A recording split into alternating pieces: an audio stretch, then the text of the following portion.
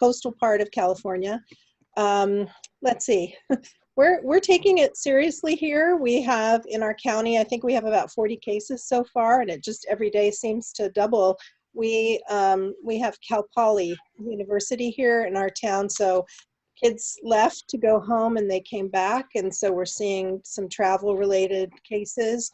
Thank God everybody in my synagogue is doing well. But I was telling Nina, we've really had to shift because even though we've been talking about it for years to stream services and stream classes and things, we've never really done it. So last week was the crazy week of really getting all of those systems in place. So setting up a YouTube channel, doing Zoom meetings, religious school, introduction to Judaism classes, all of those things have now gone online. So yeah, it was a stressful week. I feel better this week. I feel like at least the structure and the mechanisms are in place, and now looking at, okay, now what do we do with all that? That's very sensible. Okay, well, let's go over to Susan. You're the next person I see on the screen. Yeah, my name is Susan Schofield. I live in Minneapolis, Minnesota, and I don't know. It's been a lot of emotions that I think ebb and flow. I felt pretty good today, and it's crazy. We had actually had this appointment made long ago, and that was to meet with our attorney and redo our estate because our daughter's 21. We're like, she doesn't need guardians anymore. We better take a look at that. And it was just a weird feeling to do it now in this era of COVID-19. And I think, I live with, my husband is a total news junkie. So he just sits and follows this like curated Twitter feed. And I'm like, stop it. Because it just makes us think about the whole way that this is affecting the entire economy. Today in Minnesota, they said that the Science Museum in St. Paul is laying off 87% of its workforce. Wow. Yeah. So, and my husband and I live in a hot neighborhood in Minneapolis, close to downtown, and it's loaded with restaurants, yoga studios, bars, tattoo parlors, everything, hair salons, everything was closed. And so it's just, it's like comatose out there. So anyway. Yeah, it's really, I live in Liberty State Park. That's where my boat is in Liberty Landing. And we just ride our bikes around the park just to get out. I went past a playground today, and there's a fence around it and white, signs on it. And it's very scary, like you said. Yeah. Yeah. All right, David. Hi, everyone. David Heilbronn from Indianapolis, Indiana. It's been weird. I live in part of Indianapolis that's about 1.5 miles from Butler University. I think, like Susan said, I live kind of in a hub area, and so there's bars and stuff like that near where I live, and it's just like a ghost town. It's really weird. It's actually been really nice kind of working from home and taking a moment to kind of reconnect with what I want to really do with what I'm doing and kind of focus on that instead of the day-to-day of office stuff. But it's been weird for sure. Yeah. Farah, I'm so excited to see you in person. We've only emailed.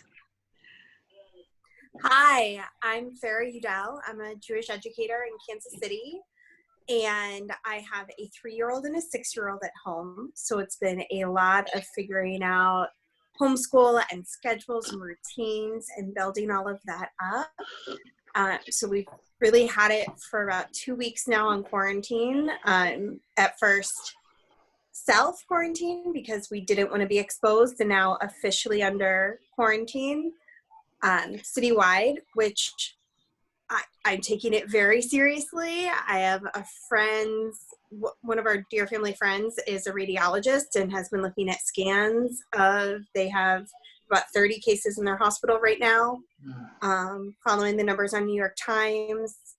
And I know about 8 or 9 people that went to a ski resort in Breckenridge about 2 weekends ago and came back and found out that it was at the resort and they all had the symptoms and only one could get a test because he had diabetes. And the other 8 couldn't get a test. And thank God all but one have recovered, are fine. So we're taking it seriously here. And most of my focus has been on being mama bear and managing the incredible amazingness that has popped up on the internet, but also figuring out how to shut it down and just be present. Right. Good point. Good point. I have grandchildren the age of your children, and my daughter's a professor, and she's doing the same thing. And it's a challenge. The whole routine and everything is disrupted. Liz. Oh, wait, let's unmute you. There. I think, no, you're mute again. Can you unmute yourself? I just unmuted myself. Yeah. Hi, I'm Liz Ornstein. I'm from Pittsburgh, New York, which is right outside of Rochester. Member of Temple Sinai, past president, board member, and generally involved human being. Like everyone else, we were staying home. I'm a clinical psychologist, and so I've been actually doing sessions via Zoom, which is all new to me, and working a whole lot better than I ever thought it could.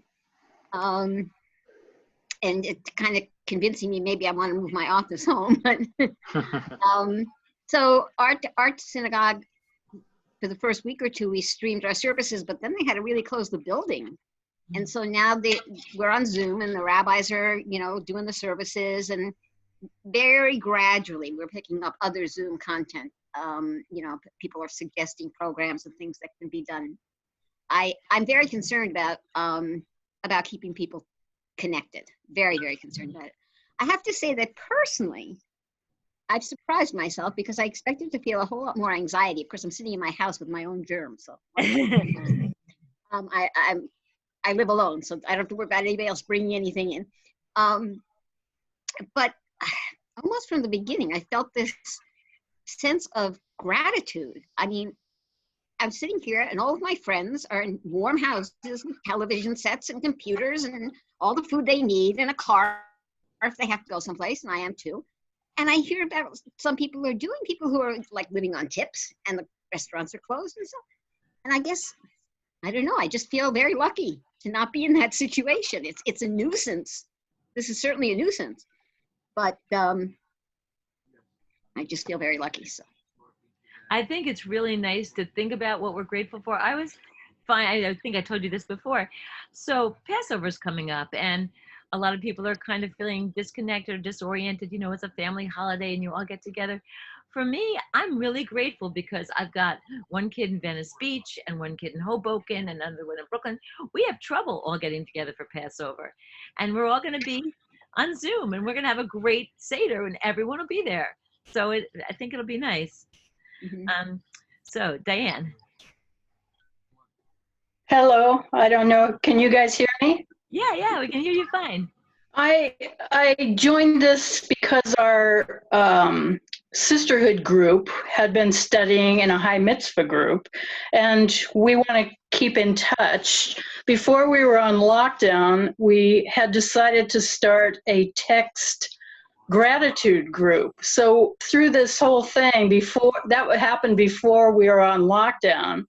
So every day, we each post photographs or jokes or, just nice little things that we're grateful for. And it's just keeping us all connected and keeping us all happy and grateful that we have everything we need. And our synagogue, I'm in California, Marin County, our congregation, Rodef Shalom, they're already up and running on all the tech stuff. So we're staying connected that way too. And I'm very grateful for that. And I think Susan mentioned a yoga studio, and my yoga studio has also closed, but they're up and running with classes on Twitch, which is something I'm not familiar with. I'm barely familiar with this Zoom meeting, and that's why I really wanted to be involved with this teaching. So thank you very much. Oh, thanks. We're going to talk about different platforms and stuff very soon. But Nina, with the great name, Nina. Yes. So you're muted. Yeah, great. So I get the gist, but what was the exact question?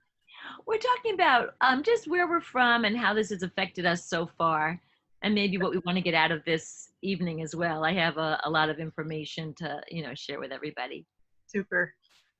Great. So yeah, I met Nina at conferences, so we've known each other for a bit, which is really nice. And I feel like I know some of your names and faces, and my last name's on the board, so I won't repeat it. So my business is Piton Publishing, which is resources for schools, and my signature project is the Shema pillowcase and Hebrew tracing stencils. And I've been shifting a lot from that. I have those, but I've been shifting into really heavy duty into Musar the last couple years, and both learning and facilitating, and I've just been looking for a way to continually make it available in my community. So when I finally read one of your posts, Nina, I'm like, oh, okay, there it is. It was right in front of me. And I've done Zoom classes for over a year for my other studies and facilitated a little bit. I haven't done a breakout room yet, although I've been in one Saturday night for a little game party. Mm-hmm. So I'm super excited that this crossed my path in the right time. And personally, I live with my husband and 13 and 16-year-old daughters and dog and bunny and gecko. So we've also, I'm in California. We've went on pretty much self-quarantine before it was called. And I get my dog walks every day, and we're all finding kind of our new normal and routines. And we just talked to our 13-year-old about 1 hour of no electronics, parked, get outside, socialize with the family. So it's a learning curve for all of us. Right now, I'm on this call. My husband's on a worldwide Taekwondo workout. My other daughter's on a Zoom call. The other one, her boyfriend, who we're, just the two families are in a closed cell, is helping her straighten her African hair. So here we are. That's awesome. Well, that's really good to know. Now there's someone, well, no, the person's on the phone. They're fine. Okay. If anyone else wants to speak up. So there's some really good things that we can talk about here. The differences and the similarities between life before quarantine and life during. The things that make it similar and different when you're running a Chai Mitzvah group. So what I'm going to do is I'm going to share my screen with you. And also I'm going to ask people, like, mute yourselves just in case, but then if you want to say something, just unmute yourself and feel free to jump in anytime, because I think that's, you'll see as we talk why that's a good thing to do. So, what I want to say is here are some tips for running a virtual Chai Mitzvah group. And I thought you'd all appreciate this. Let's see who's really behind COVID-19. Oh, it's Zoom, because they're the ones who are benefiting from this the most. So there are some upsides and some downsides to it. We're going to start talking about, how to start an online group with friends and families, the best platforms to use, staying in touch between meetings, some perks like supplemental material links, and we can even meet the authors virtually. From Chai Mitzvah, the materials, not the actual authors, because many of them, like Rambam's, not on Zoom. But we'll start with the upsides. So one of the things that's really nice about connecting virtually is that you can have people in your group, like we have people here from all over the country, and you can even do that on your Chai Mitzvah group. So if, like, I have a really close friend in Pasadena, she can study with me and with my friends in New Jersey and my friends in New York. There are people we never see because we're always too busy. All of a sudden we can get together. So that's nice. And also, you can participate from the comfort of your home. Right now we have to, but even when this is over, if it ever ends, which I guess it will, we'll still be able to do that.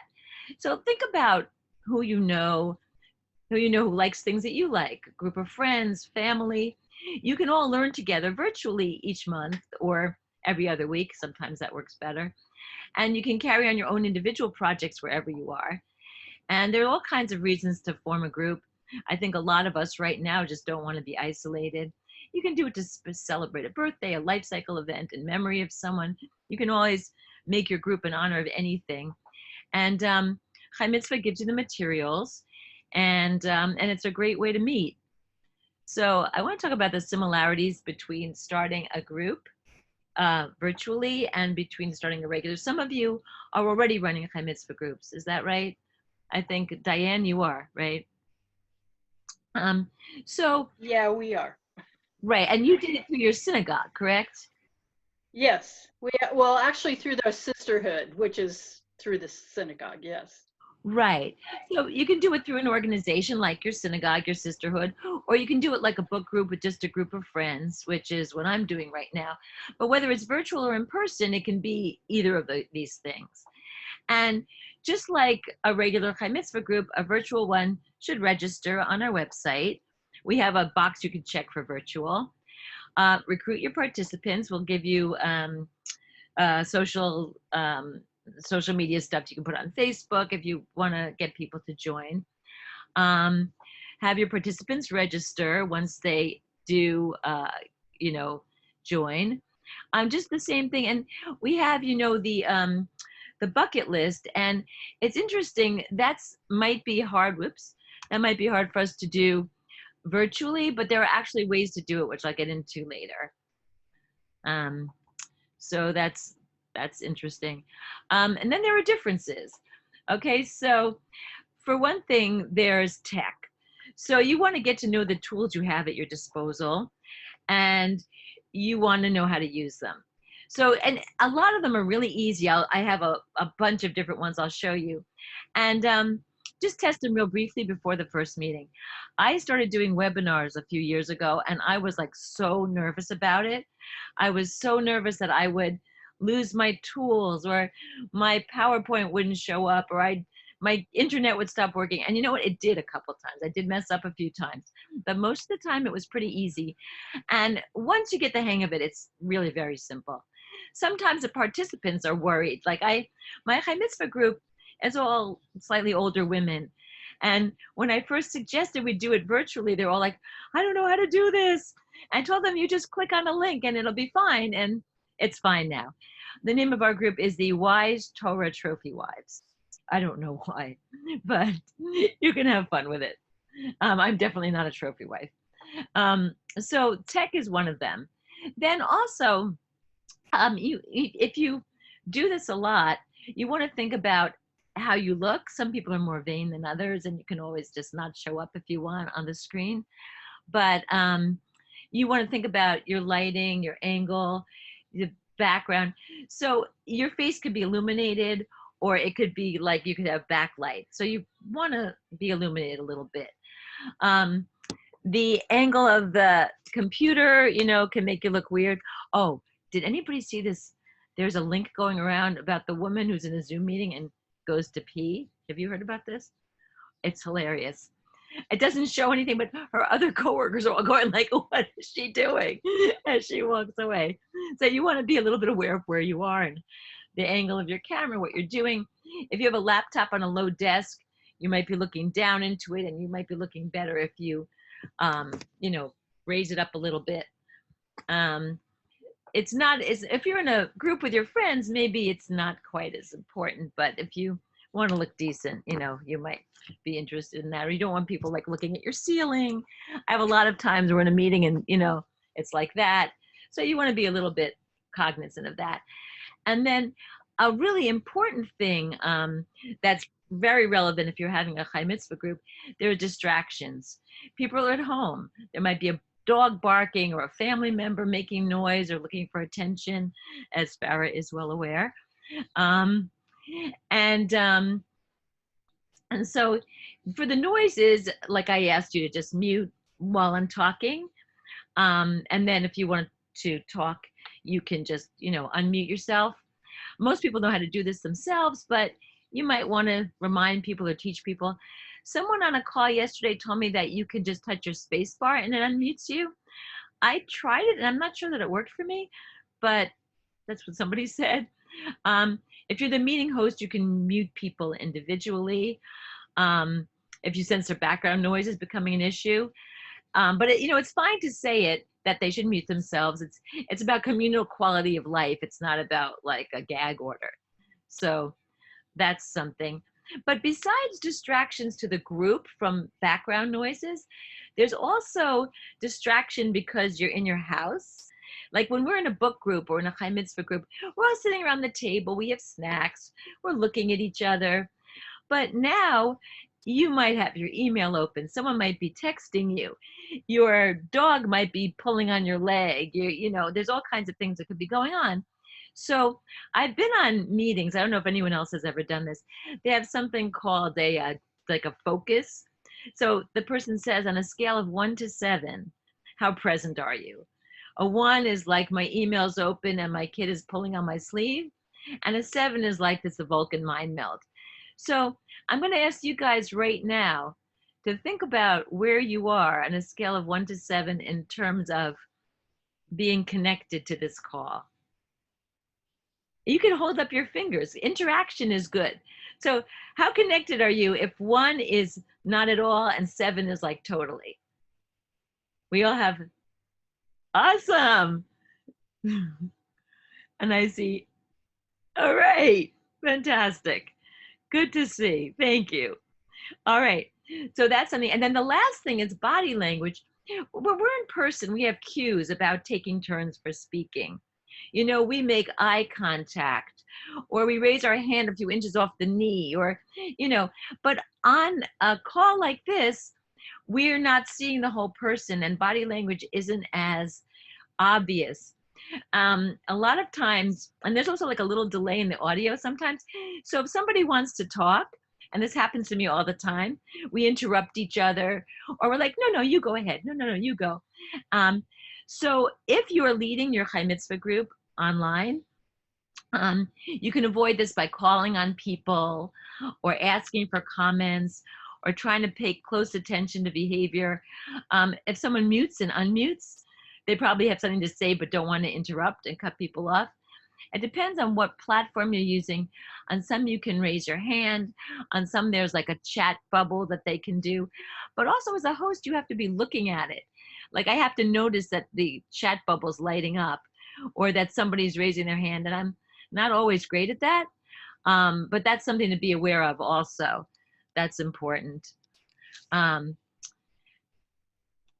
And now we're going to talk about the actual, well, before I get into making the actual 7 steps of what to do, is there anyone who wants to say anything or has a comment or anything like that? I want to be able to see all of you, so let me do this. When I'm sharing the screen, I can't see everybody, so.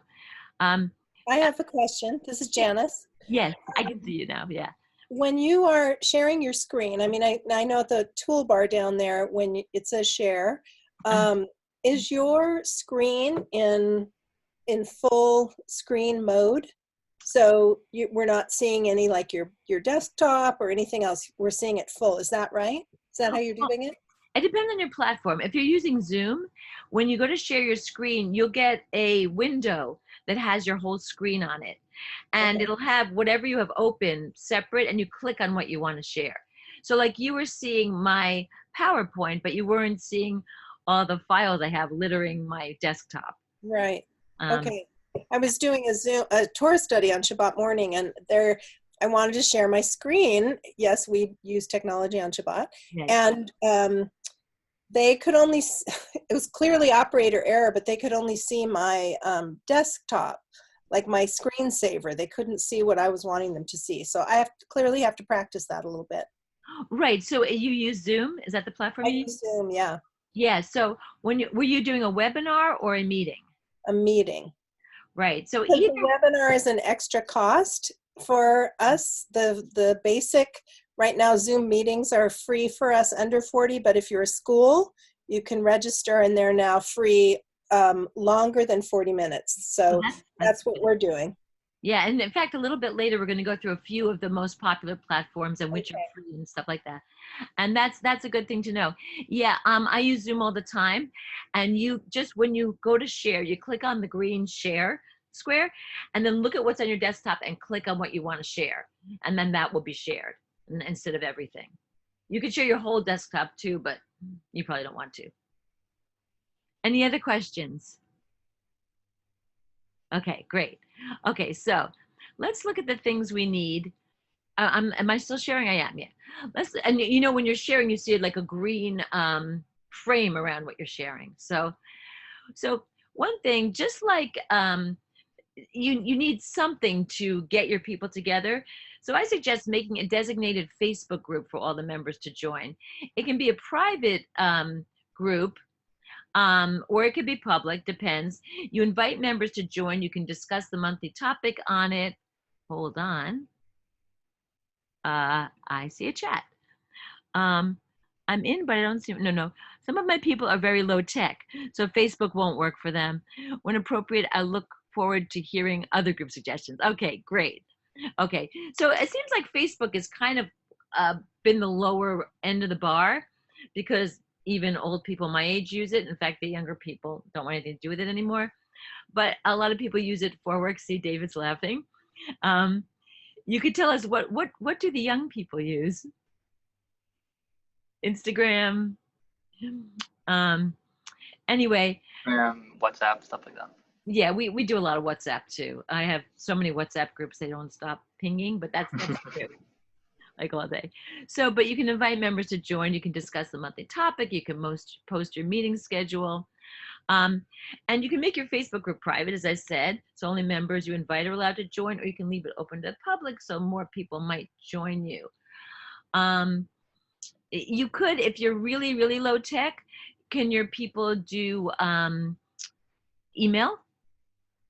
Because you could just have a group email where you send them messages, and that could work as well. And you should always have a set moderator for discussions. Just like the challenges of running a Chai Mitzvah group in person, they're the same challenges for a moderator who's doing it virtually. They've got to make sure everyone gets a chance to participate and that all the opinions voiced are seen as valid. But the differences we discussed earlier, like about the tools you have. Not the responsibilities of being a moderator, but the idea of being able to hear people, know when they need to say something, and things like that. Oh yes, I see him. For example, I'm looking now. Someone is not familiar with WhatsApp, but I think I need to investigate it. Apparently, yes. Well, let's take a little moment off to talk about WhatsApp. WhatsApp is a wonderful thing. It's not something you'd use on your computer as much as on your cell phone. Correct me if I'm wrong, but that's how I use it. It's an app you download, and you can have group chats in it. I wouldn't use it for a virtual Chai Mitzvah group that was meeting in person, but I would use it to keep in touch between meetings. You can just, it's just like texting. You just text each other all day. You can also make like calls, like FaceTime calls on it, which I do with my kids. If you don't have an iPhone and you want to make a FaceTime call, you can use WhatsApp. So I'm not sure how it would be in terms of, maybe David, you can tell me whether you would have you could have 10 people on it at once. I don't know. Yeah, I like it because it goes across Apple and Android. Mm-hmm. Keeps all your chats in one place and has a lot of features that you don't get with like regular text messaging. It does have a really nice web access to it too. Like, Nina, I see you're running Mac here. Like when you sometimes get your text messages through your computer, if that happens, like your iMessage and stuff like that, you can do that through WhatsApp on your desktop too. So like when I use it, So when I use it for work, it's very easy for me to type with people and stuff like that. So it works really well. Yeah, it's interesting you say that because I do that with my iPhone text messages, but half of what I am is WhatsApp. I have a million WhatsApp groups. So I would love to do that through my computer. I didn't even think about doing that. I'm going to do that. Yeah, it's really nice. WhatsApp is really great. It's fantastic. This is the only way I communicate with my grandchildren. Another one, can I throw one more out?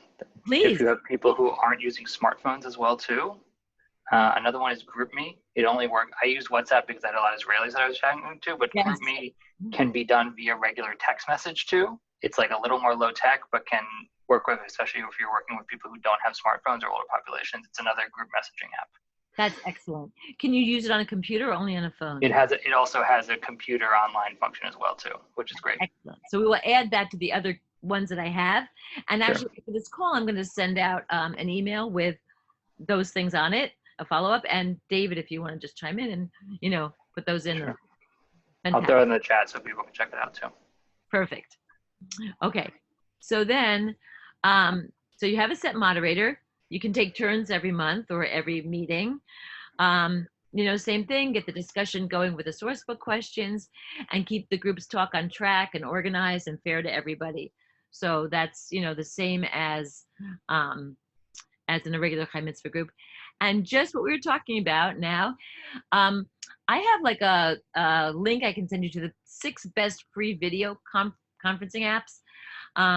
You know, besides Facebook and Google Hangouts. Google Hangouts is also very popular. It's free. I don't really love it because it always seems to have something technologically annoying about it. I see David blinking. You don't love it either? I was just on one today and it didn't work. So right. It's free, but it's very annoying. There's Cisco WebEx, which I used to use like years ago. You can have up to 100 participants for an unlimited duration, which is very nice. You can have screen sharing and video recording and file sharing. But again, I feel like it's a little geeky. I don't feel like it's so comfortable like Zoom. There's Zoom, of course. But as we were saying, there's that 40-minute limit thing, unless you're a school. And I've never known a Chai Mitzvah group that would end after 40 minutes. But that's something to share. It's nice because you can record your video or audio locally, like on your computer. You can share screens. There's Skype, which you can have also for an unlimited duration. The thing is you have to sign up and download it. Again, I feel like it's a little bit from the 20th century. But it's not bad. And you can have it for desktop or mobile. Anybody can record, and it's not bad. There's Free Conference, where you can get, you know, for free as many participants as you want, unlimited duration. You can't record your meeting, but that I don't think is so important for a Chai Mitzvah group, more for work. And then there's something called jitsi.org. It's 100% free. It's an open source project. It's got a great feature set. You can screen share, you can record, and it's very good.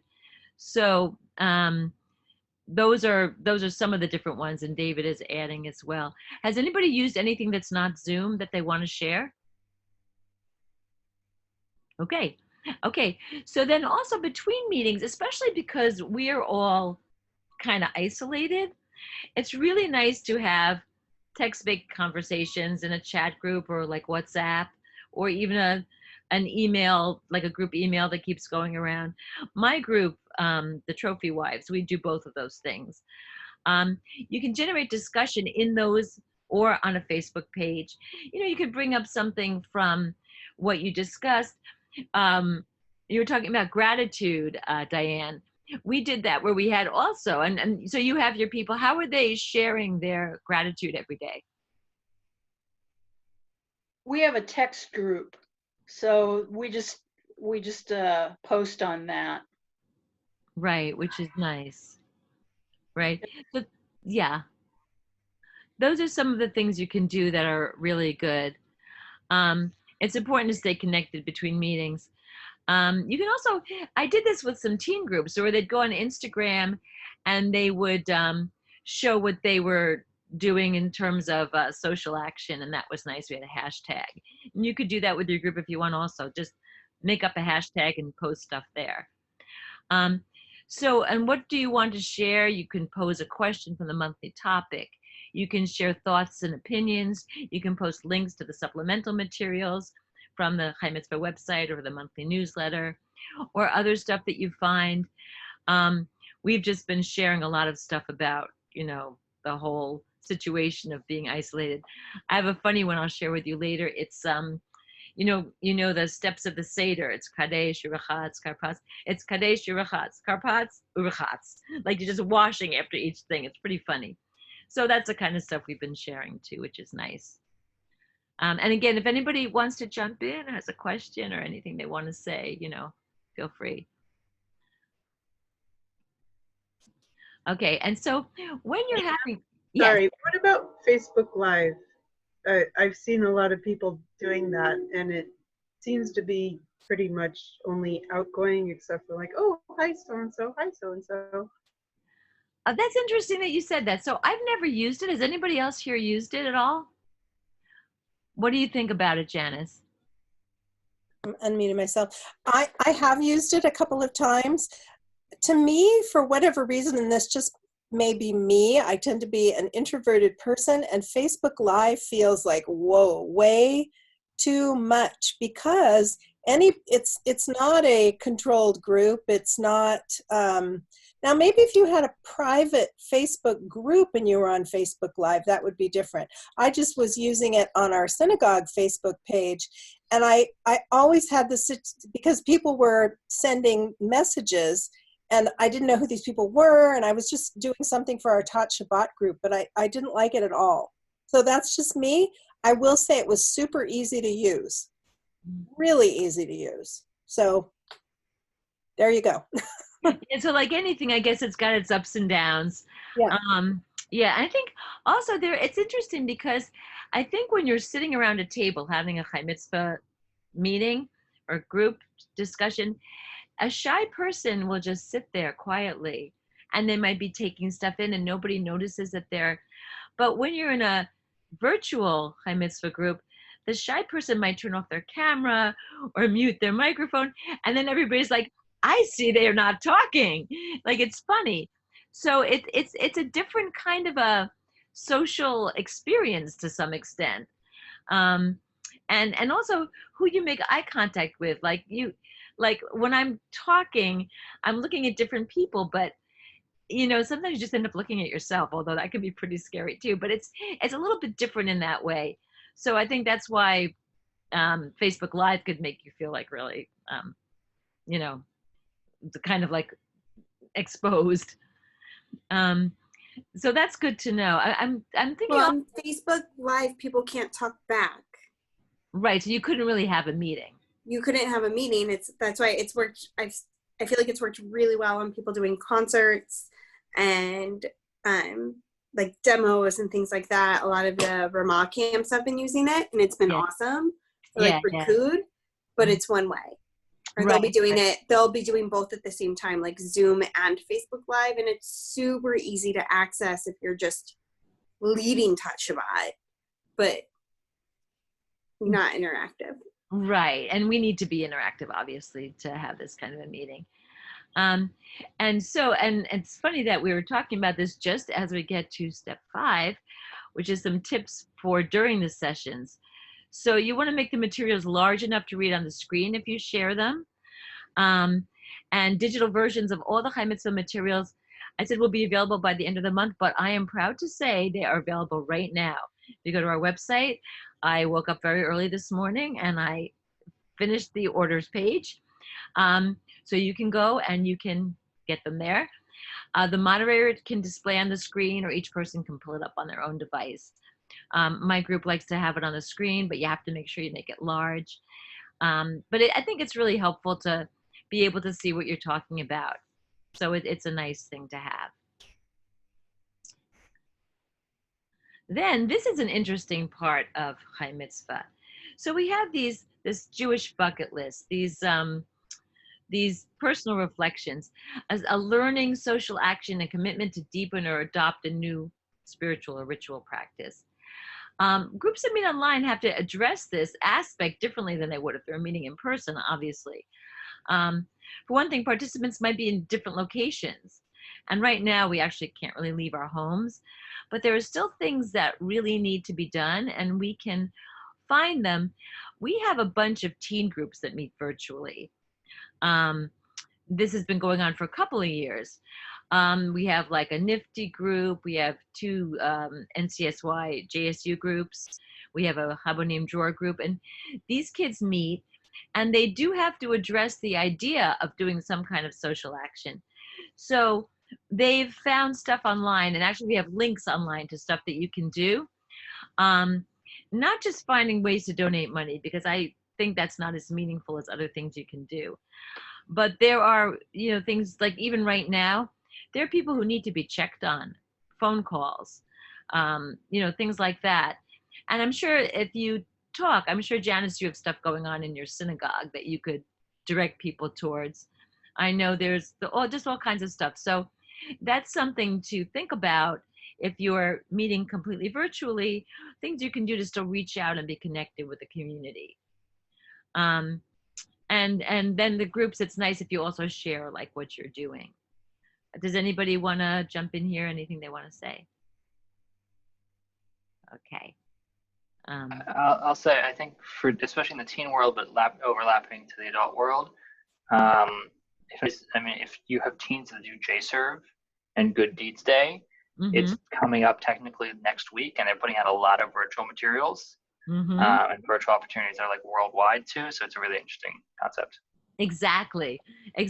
There's so much more of a reach now, although there's still local stuff that needs to be done, for sure.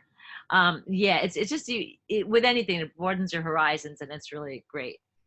So that's something that's really kind of different yet similar. And then we have this cool thing. You can virtually meet the authors. So, webinars on the Chai Mitzvah, we on our website, we have webinars, like for our Aseret materials.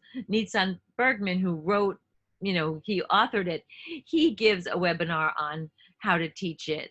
Or for Musar, we have Reb Deb, who's a Musar teacher, who does each of the midot that we have. But also, with everyone at home, some of these people are free to meet with your group virtually. We talk to them, and they're happy if you reach out. They come talk to you a little bit, say a few words, in case you want to do something a little bit interesting as well. So that's something. And now I'm ready for Q&A. And especially I'm happy because now I can stop sharing my screen and I can see all of you more easily. There, great. So, I have a question, and tell me if this is just specific to what I'm asking about, and if it is, I can talk to you tomorrow about it. But if I want to get a group going, an online group, just starting from the get-go, and I want to do it open to synagogue participants, so not just for, so I wouldn't know. Tell me a little bit about the mechanism. Is that interesting to anybody else? And if it is, great. If not, I'll talk to Nina tomorrow. Well, I think it's relevant because we're talking about getting a Chai Mitzvah group started. Is everybody happy with my answering it? Like, okay? That would be great. Yeah, Thanks. good. Just in terms of fees and how people register and all those kinds of things. Yes, that's excellent that you asked. So you register online as a virtual group. Okay. I think to register, it's $36, I'm pretty sure. I saw that. Right? And then with our non-virtual groups, you get sent a printed copy of the materials. Right. You can get sent a digital copy of the materials if you like instead. Okay. And then your participants register online. We'd like them to register because then we have them in our system. We can plant trees for them in Israel at the end of the year. We can send them the newsletter and stuff like that. But it doesn't cost anything for them to register. It's just so that they can receive the Chai Mitzvah stuff. We don't share our lists or anything like that ever. Okay. It's just to have them in the system. When you download our digital books, we ask for you not to share them, not because we don't want you to share them. You can share them. We need to know for our donors, it's important to them to just know how many people are participating. So we don't like to have people participate that we don't know about, because we need to tell them, we've reached 1,000 people this year. And if we don't know about those people, it makes it harder for us to keep our funding going. So that's the only reason. So you can download the materials, you can show them on the screen. If your participants want to buy their own digital copies, they can. If they want printed copies, they can do that. Registering is separate from ordering materials. There are two different links on the website. So if you ask your people to register, that's great. If they want to order materials, that's separate. Okay. And is there a different fee for ordering digital copies versus printed? Of course, I would guess so. Yeah, because printed, we don't make money. We charge for our printed materials pretty much what they cost to print and send. Okay. And they're really inexpensive. It's $36 for a packet of 12 books. Okay. And our online materials are half as much, our digital. The nice thing about the digital is we have a lot of supplemental stuff or suggestions for things you can do. And there are a lot of links. So on a PDF, you can just click on the link. If you're reading it from a book, it's a little more complicated. So that's kind of a nice feature. Okay, thanks. That Great. answers it. Great, fantastic. Any other questions? Oh, this is awesome. You're sure there's... If we have the paper copies, is it possible to get the digital? Yes, definitely. And if you'd like to, just send me an email. Are you leading a group now? I'm trying to with friends, but to get which one to do, or to do it in partnership with a Jewish educator here. We're talking about leading a class next fall, so I just purchased the paper copies, and as you know, I would have preferred the PDFs. And they literally came in the mail this week. Great. All right. Well, just to make sure, send me an email and I will send you what you need. Okay, thank you. Great. Nina? Yes, Nina. So it looks like, I know we've had this discussion before, but it was years ago. It looks like the structure is intended to be a 9-month group. And I'm kind of looking at the school year that if I started something, it would be April, May, June. Is there a way to balance that expectation versus people's non-travel schedules? Yes. So it used to be very much a 9-month thing. We now have materials for the adults that are 12-month things. And you can start whenever you want to. If you do 9 months of it, it's considered that you've completed your Chai Mitzvah year and you get your tree planted in Israel. But you can keep going. I mean, we have people who do it forever. And you can set your schedule. Are you thinking of doing a teen group or an adult group? You're muted. Adult. Okay, adult. Great. So you can start with your adults in April. Start with the April topic, just because that way, if you want to get on the Chai Mitzvah Facebook group and talk about what's going on, or if you want to get the supplemental materials through the newsletter, it's nice that you're in the same month. And since it's Musar, it's just different midot. It's not necessarily something tied to the calendar. So it's a nice way to go. And you can start in April and you can end the following April. You can start in April, take a hiatus for the summer, and then come back in September and go. It's pretty flexible. And how have you had people build the group over time, like welcome new people in, or do you ask for a fixed group? No, I mean, we want a fixed group in that it's nice that you have the same people coming every time, but certainly people are welcome to join. We have a virtual Musar group, an adult virtual Musar group. And since the new situation where everyone's staying home, we just doubled in size. It's still not too large. It's like 12 people, which is a very nice size for a group.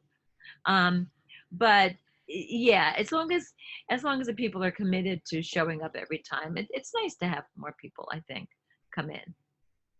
So I have another question Yeah. about, so now that we're all at home, can we double up on the number of lessons we do in a month?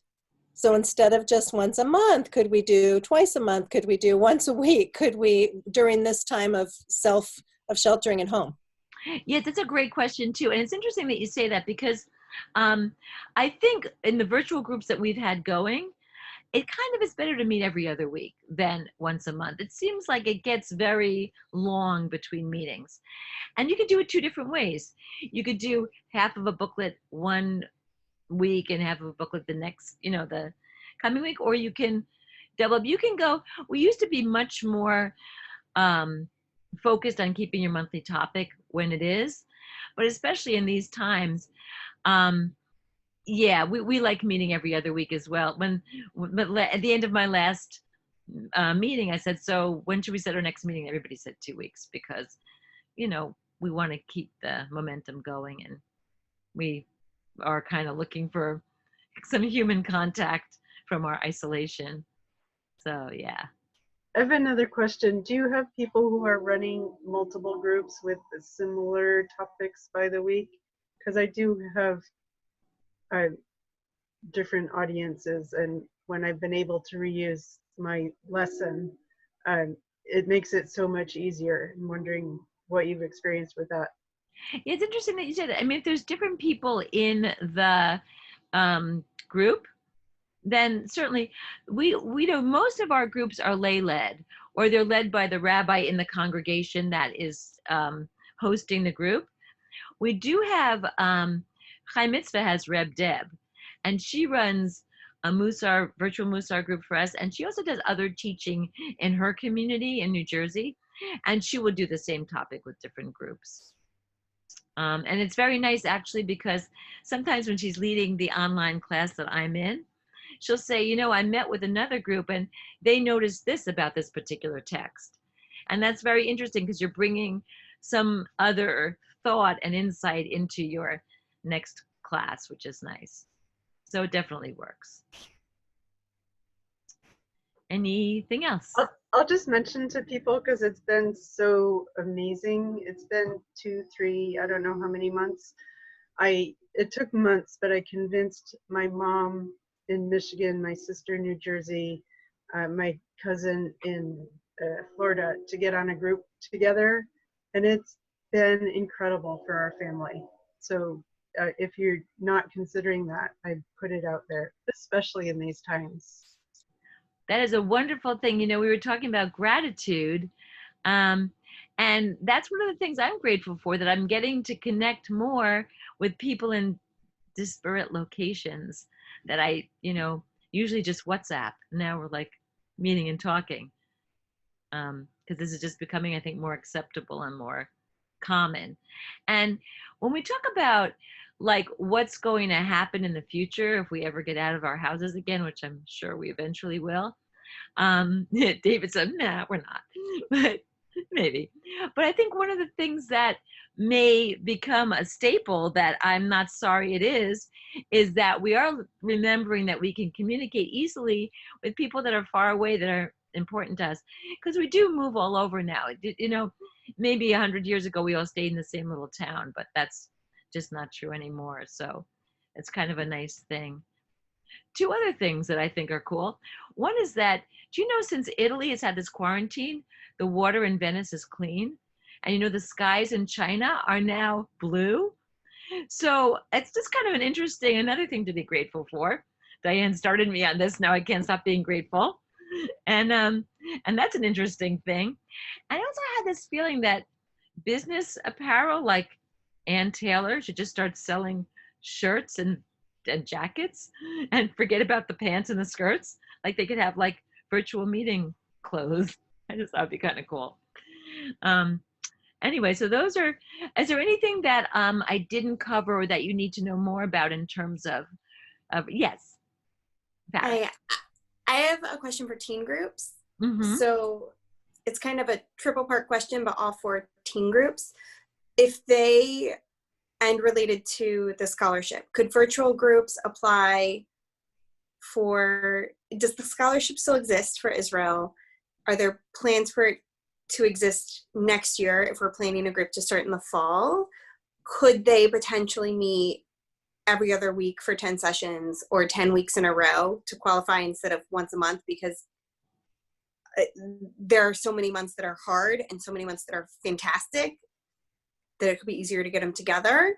And could they potentially qualify if they started now and did like 5 this spring and 5 in the fall? So the answer to the beginning questions is yes, and the ending questions is not really. So okay, we have 4 groups that the kids are getting scholarships that are virtual groups. And it's fine, it's good. We like to have a lot of feedback from the people leading the groups to know that they're really meeting and what they're doing, and we've been getting very good feedback. The reason you couldn't start now is that we're just about giving out the scholarship money now, because a lot of the trips like to be paid by April. So our scholarships, I mean, our applications are in, they've been read, and we're basically approving them now. And as to next year, hopefully we'll have it again. You know, I'm only sure when I know that I have it, so I can't say for sure yet. Our donors haven't said how much or whether they will. But we had it this year, we had it last year, we had it the year before, and it's gone really well. So hopefully. But we'll know during the summer. I'll be able to let everybody know. Okay, because that's for us here, it's a huge marketing point of to be able to get students involved, and we wanted to try and recruit now to get it on the calendar first. Yeah, it's been really successful, and it's been really it's been great. We've gotten feedback from the students saying also that it really drew them in, but that once they knew what they were doing, they would have kept up with it anyway. Yeah. So that's nice. So anybody else with any? Yes, Nina. Yeah, and so I know your platform is set up as a volunteer lay thing, or the rabbi leading it. What's your expectation, or are there any rules about charging for the classes, which right now I wouldn't do because so many people are giving free classes? That's up to wherever the class is being held. Usually it's either through a synagogue or a school or a friendship group. And normally we have nothing to do with whether the person, I mean, if you're doing it as like an independent teacher, or we have like itinerant rabbis, I don't know a better word for them, that's up to the individual who's doing it. That's not a Chai Mitzvah thought thing. So you can do whatever works for you. So thank you, everybody. I had a really nice time listening to you and talking about this stuff with you. And I hope that you have found answers or feel confident in, having your virtual group go. I'm going to send out a follow-up email with some of those platforms. David, you can put in the one that I didn't know about that you do, if that's okay. And, oh, I see, GroupMe. Here it is, GroupMe. Got it. Yeah, this is great. And I appreciate everybody both sharing and learning together. It was really good. If there's anything else anybody wants to add, this is a good time for it. Okay, well, thank you very much. I really enjoyed this. I hope you did too. Thank you, Nina. Thank you, Nina. Everybody stay well. Yes, thank you. You too. Okay. Thank you. Stay safe and healthy. Everyone. Okay. Thank And you. wash your hands. Yeah, that's right. Wash your hands. Bye.